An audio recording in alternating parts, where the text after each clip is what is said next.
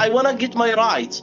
I want to be safe. I want to tell my family that, okay, nothing going to happen tomorrow. We want, like your help, your support. We want your words. We want your messages. I mean, a message, for example, after any attack, a message after, like any problems. It means a lot. It really means a lot. Sometimes it means the world for us because, yeah, sometimes you are in a position that, okay, you feel alone and it's really the hardest feeling ever.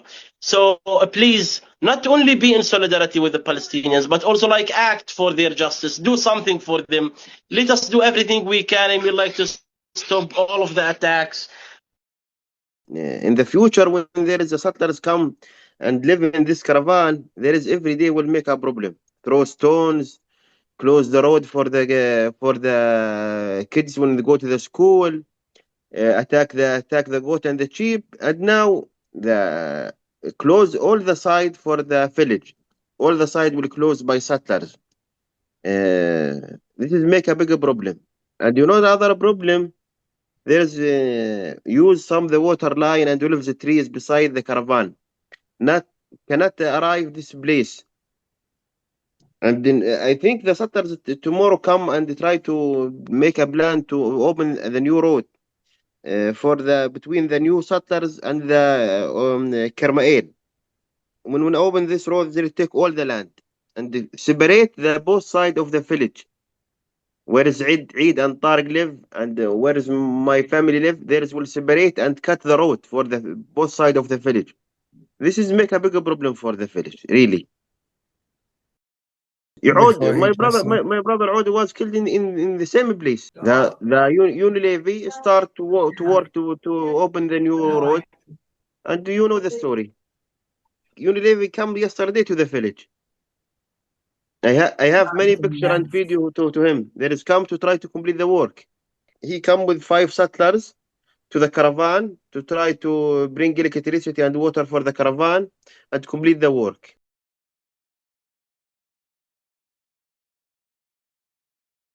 While we were out there, the settlement that is near Umm Al Khair started making demands of the villagers, saying that they wanted to build a road going through essentially the village. So the heavy machinery was directly behind the village and was in contact with their sewage lines, their water lines, their fences. So at one point, construction stopped during the day because they were starting to get too close to their pipes. And then it resumed a little bit later, and the heavy equipment ended up actually crushing one of their water lines. So the villagers came out and were waving at them to stop, because without water in that village, they can't survive. It's in the middle of the desert. There's no other source of water. That's their lifeline. So obviously they ran out to ask them to get away from their water lines. I was inside at that time, so I didn't see what was happening. I just heard yelling and I ran outside, and then somebody started calling for me and they said, "Nurse, nurse, nurse. Somebody's been hit by the bulldozer." So obviously I ran over towards the direction of where someone was laying on the ground to start assessing him. And it was one of the villagers named Ahmed, and he had pretty obvious injury to his face and shoulder, and he was laying on the ground.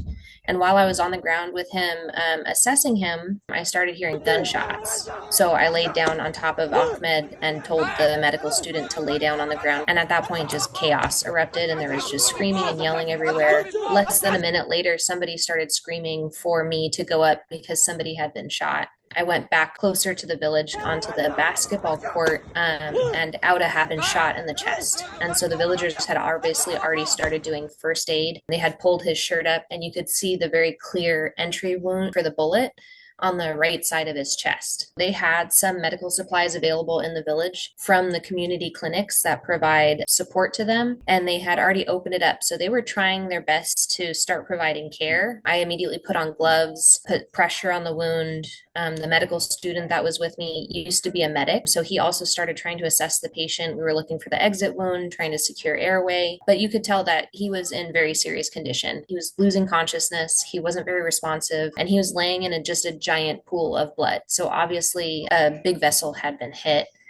The little road that goes through the village leads directly to the settlement, Carmel, and that's where the ambulance would come from. So at this point, because there had been so much shouting and at this point gunshots, the security guards had arrived and the police were on their way and they were at the gates of the settlement. So we carried Awdah. There was about 4 of us and we all picked him up and were carrying him through the village to get him to the street closer to the settlement. And he was just pouring blood out of his back at this point. We couldn't hold pressure while we were carrying him, and there was just chaos. There was no other way for us to get him over there. And by the time that we laid him down on the street, he wasn't verbally responding to us anymore.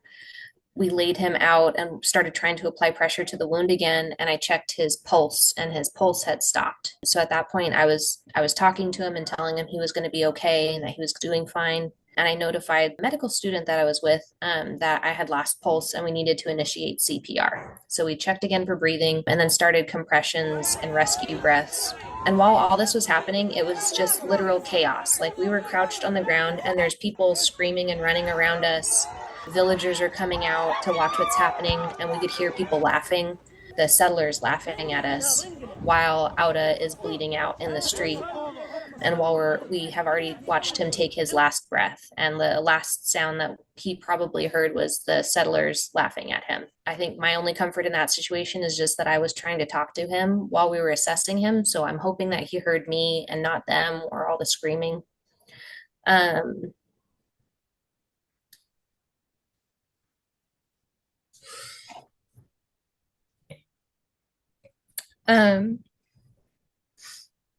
Sorry.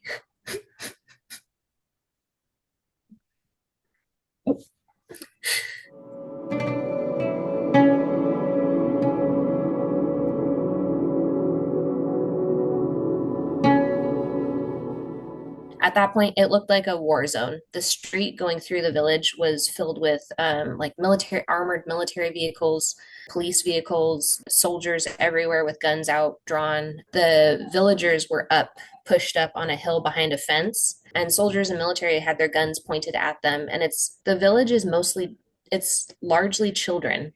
There's tons of toddlers. Like during the day, it's all little kids coming out to play. So we're talking about like 2, 3, 4, 5-year-olds that are standing along this chain link fence with people screaming at them and soldiers pointing guns at them.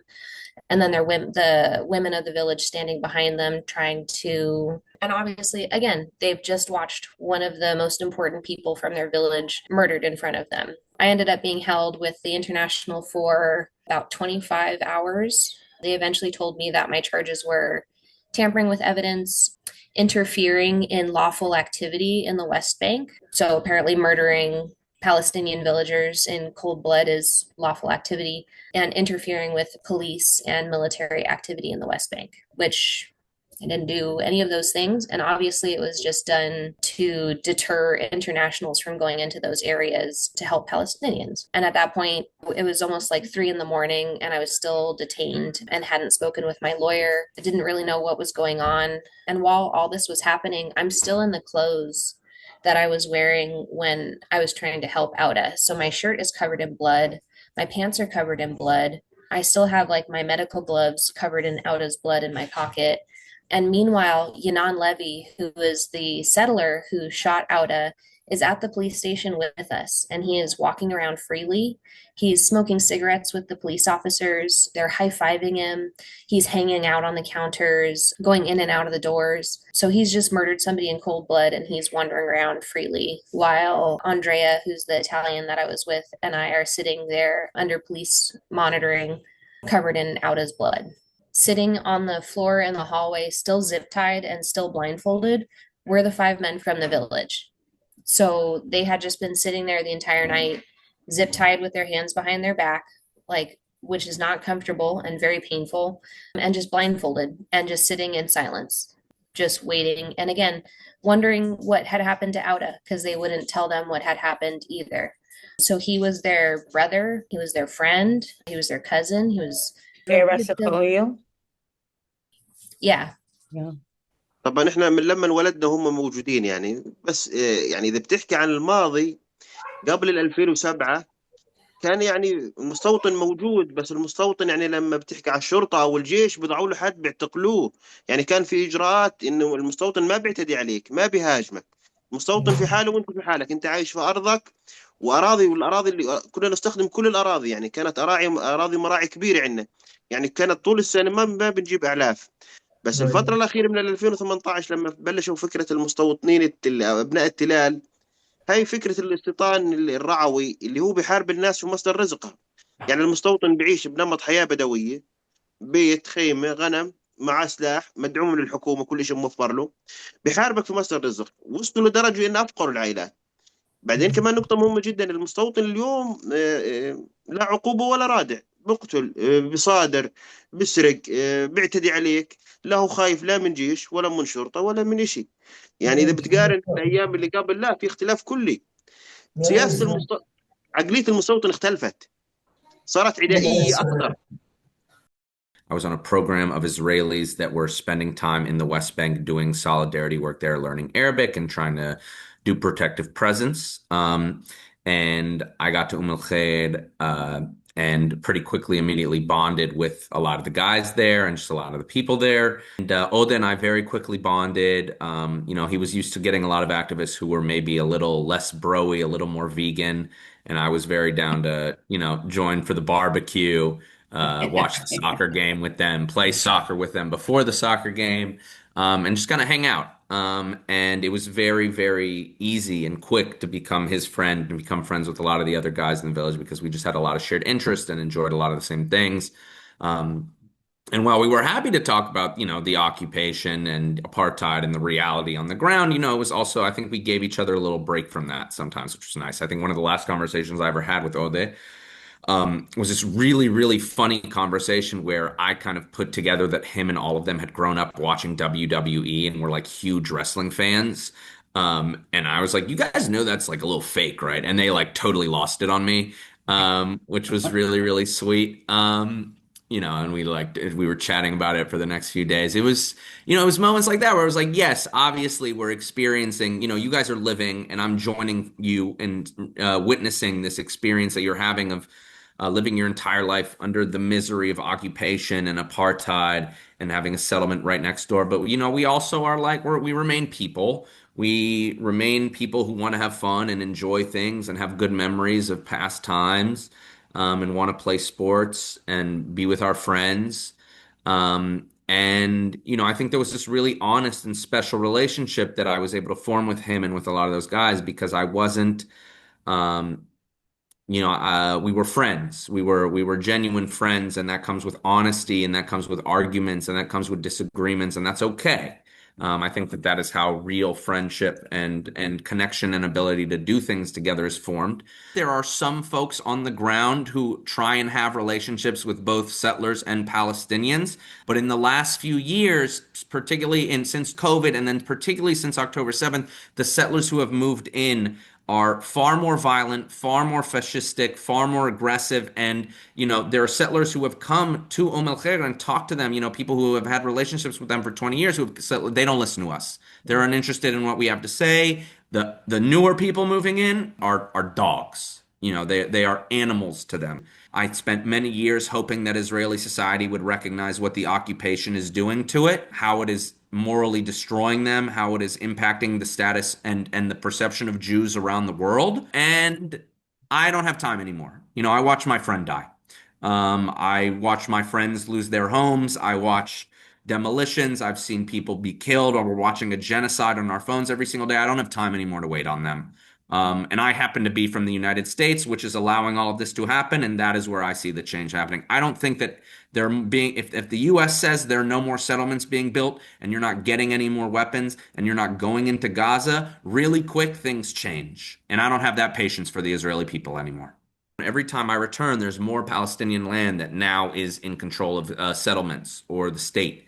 Um, and so much of what we can do on the ground beyond just like building relationships. Without the world and primarily the United States changing its politics towards what's happening, the ethnic cleansing will continue. In my opinion, my humble opinion, the United States is the primary decider as to what will occur on the ground in the coming years, and the United States needs to dramatically change its politics towards Israel and Palestine, and that's happening slowly, but it needs to happen faster. I think when you see the primary electorate of the Democratic Party, how they feel about Israel, Palestine, that is not reflected in our politicians. Right? They are worried that AIPAC is going to spend millions of dollars against them and they will lose. But I think that giving what you can to these communities financially is wonderful. There is a lot of co-resistance work happening. There's a lot of orgs that are doing this work to try and just push back as much as we can against the ethnic cleansing of Palestine and the West Bank, specifically in this instance. I happen to be able-bodied, white, a man, Israeli, Jewish. I think that comes obviously with tremendous privilege, and I try to use that to the best of my ability. Do the work that we are saying, right? Go, document, learn, come home, share, push people to act differently both in politics and on the ground, both how they vote and how they interact with their communities. So that slowly, day by day, we move towards a reality where the people who keep the valve open for all the weapons and the money that allow Israel to continue to ethnically cleanse Palestine, that valve closes. That is the goal for me, to close that valve. As a Palestinian, we really need people here to come to see the life here and to spread the words, because we want the people who don't know and who is supporting the wrong side to know exactly what's happening here. To be honest, we achieved a lot through the international presence here. Now Al Khair, for example, my village, or Masafir Yatta area in general, they are really known. More people know about what's going on, and more people acting for justice.